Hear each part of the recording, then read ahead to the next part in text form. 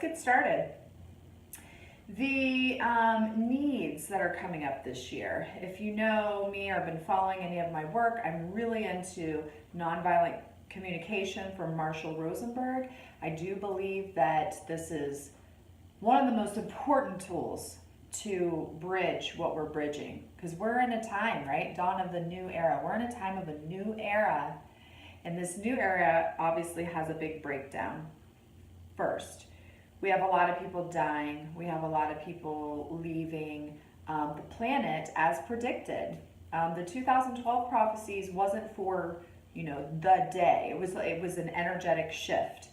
And because we're co-creating with the universe, we're choosing we're choosing, do we want it to look like this? Do we want our new era to look like this? How do we want the breakdown to go?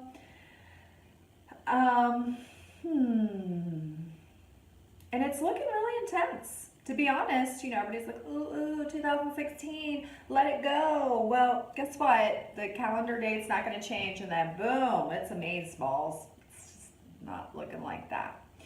I think what I see is that we are as a collective starting to get out of the shock that I was talking about previously. After a lot of people really invested in the election, and the president will change everything. It will be our end all save all for our country. And then people went into shock. And now this year we have a need to mourn. So this is the people leaving. This is your endings, all your trauma from this year, all the stuff this was the year, 2016 was the year of the great cleanse. So, after death and endings and cleansing, there's a mourning there after endings. There's a need for more efficiency. So to have things really flow more. There's some things that you're still bringing into January, February, March of 2017 that are, they're blocking you from your purpose. And so that efficiency word is really about streamlining your life and getting rid of some things that aren't working. Ultimately, the collective desire is we're really wanting meaning and purpose as to what's going on. Collectively and in our own personal lives. Like, you want to find meaning for it, and what is your purpose? What's your purpose? What's your path? So how do we get there? How do we get these needs met? I love that this shaman card came out. The shaman. Let me tap into that for a minute and see. So transformation is what the shaman's all about, right? Being able to go into different dimensions, be able to see different sides of things. And then the other card that was pulled was pretty freaking intense. Whoo! It's the other side. And I see a lot of suffering, and I see a lot of movement, and I see travel. I see these cars leaving from where they were and going to the other side of the river, and leaving behind trauma, stress, psychosis, mental, physical, and spiritual illnesses. And that is what the shaman does. The shamans in your life, a shaman is a medicine person who, usually has died and is reborn, died in some way, died deaths of the ego. And they're able to get through the suffering.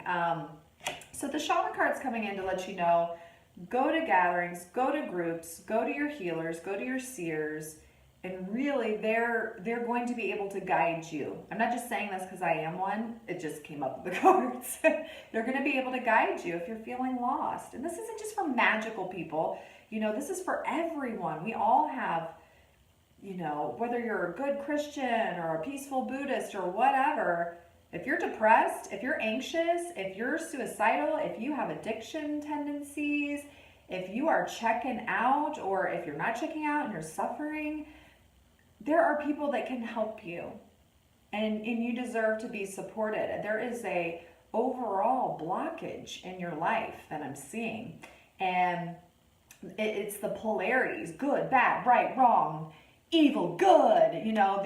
This is the old era is about that. When I say new era, what we're stepping into is an era of self-love and self-care, so deep, so precious. We learn to love those psychosis places. That woman, that man, oh, he's a creeper.